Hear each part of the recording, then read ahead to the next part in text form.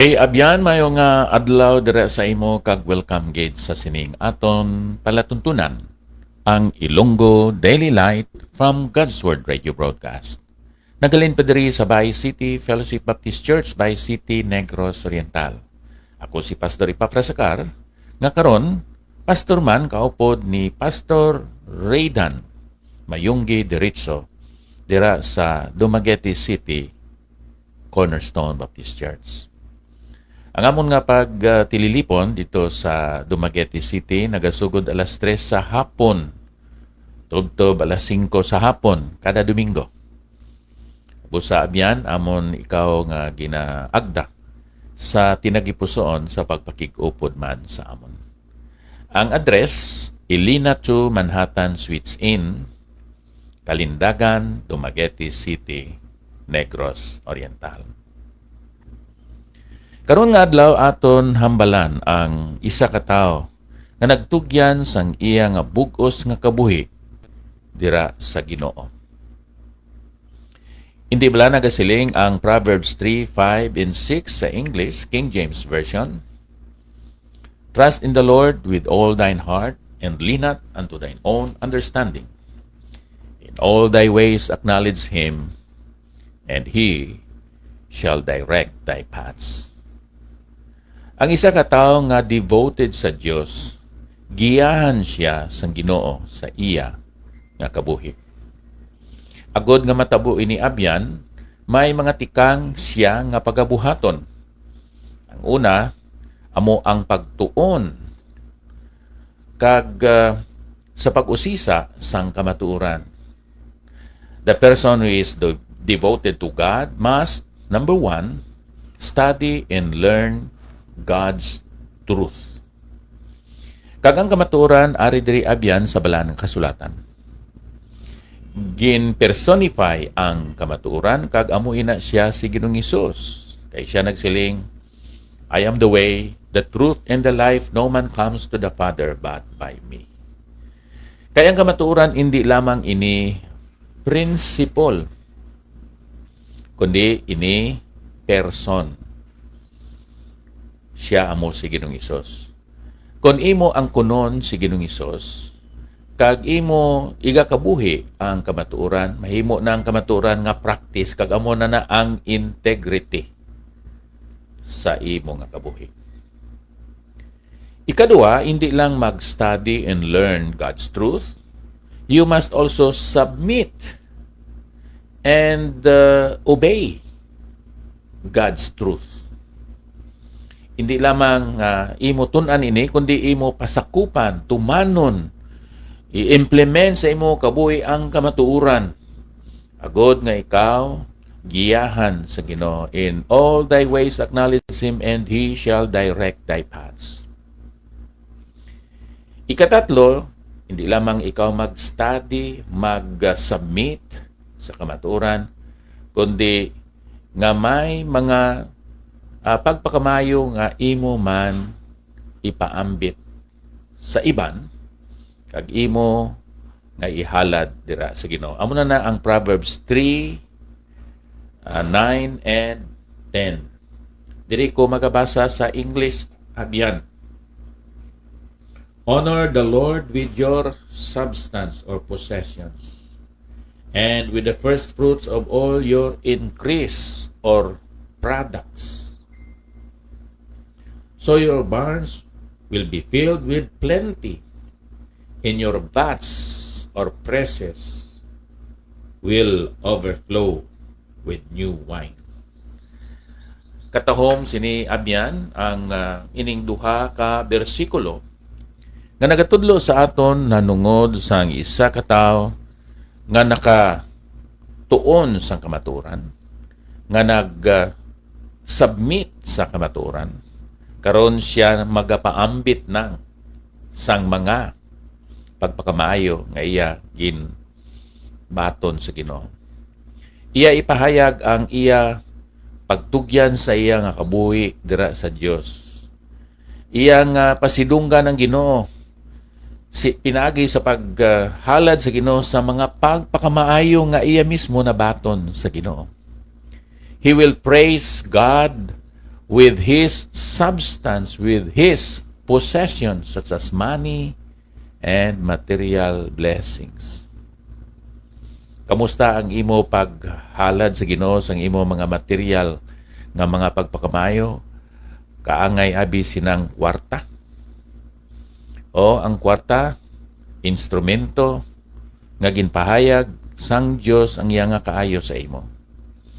Kag ang kwarta mahimo man nga instrumento sa imo nga pasidungog, paghimaya, kag pagdayaw sa Dios.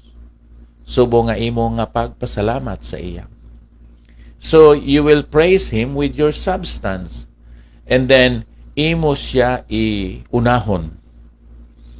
Pinagi sa paghatag sang mga una nga bunga sang imo mga tinguha kag handom, kusog, kag sa imo nga mga pagplano sa imo negosyo o bisan pa sa imo nga mga pagpananom-tanom.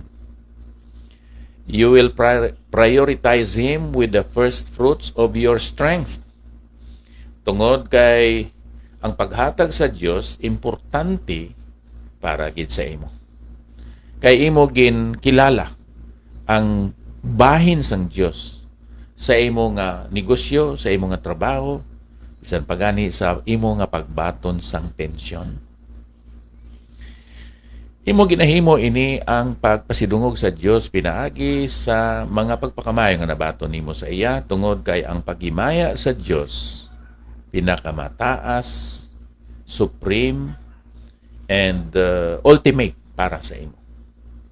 Ari karon ang mga pagpakamaayo halin sa Dios. Siling sa ginsulat diri sa verse 10, so your barns will be filled with plenty. Inang barn, amunang bodega. Sa diin sang una, ginatago nila ang ila produkto nga mais, trigo, kag kon ano pa nga ila mga gin pananom-tanom. More wheat or corn for the barn. And then, and thy presses or vats shall burst out with new wine. More wine for the presses. More grapes, in other words. Ang ilang mga ubas, madamo sang bunga o kon produkto. Ang ilang mga olive trees, mangin madamo man sang bunga, kag sila makaani sang madamo nga lana. So aton makita diri nga ang isa ka tawo nga devoted sa Dios, first, he studies the truth. Second, he submits to the truth, and he will receive God's blessings. He will share his blessings, give back the blessings to God, and share the blessings with others. Abyan kung imo unahon ang Dios sa imo nga kabuhi, siya pagid magadugang sang iya pagpakamayo sa imo. Hindi lang pagpakamayo nga magdamo ang imo mga material nga mga gintipon, kundi nga ikaw hatagan sa Ginoo sa mga espirituhanon nga mga pagpakamayo, mga values, mga virtues, mga maayong pamatasan, bunga sang balahan nga espiritu, Galatians 5:22 and 23. Kag nga pinaagi sini, magatubo pagid ang imo espirituhanon nga pagkabuhi.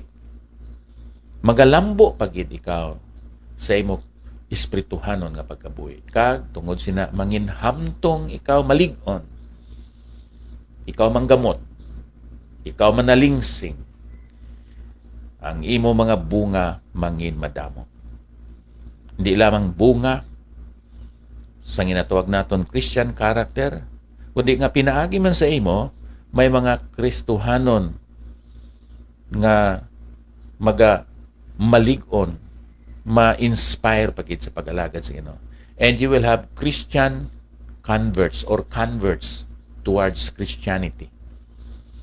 Mga tao nga maluwas pinaagi sa imo nga kabuhi, sa imo nga pagawi, kag siyempre pinaagi sa imo pagsugid sa ila sang kamaturan. Amoy ni abyan ang mga leksyon nga aton makuha diri sa Proverbs chapter 3, 1 up to verse 10. A man who is truly devoted to God. Diyos nga balaan, madamo gid nga salamat sining mga pagpakamaayo o leksyon nga amo natun-an pinaagi sa sining bahin sa balaan kasulatan. Kabay nga ikaw pakamaayo sa amon nga mga dalanon, magauna ikaw, magaupod kag magasunod sa amon. Sa sining adlaw sa ngalan ni Ginoong Hesukristo. Kabay pa. Nairil salamat gid sa imo nga pag-replay sa sining aton segment karon. Akon nga pangamusta sa aton mga abyan nga nagasunod sini sa kay Sharon Castillo, kag kay Marilyn Parba Villarojo Barakel. Dira sa Australia kag dira sa Semirara Island sa Antique.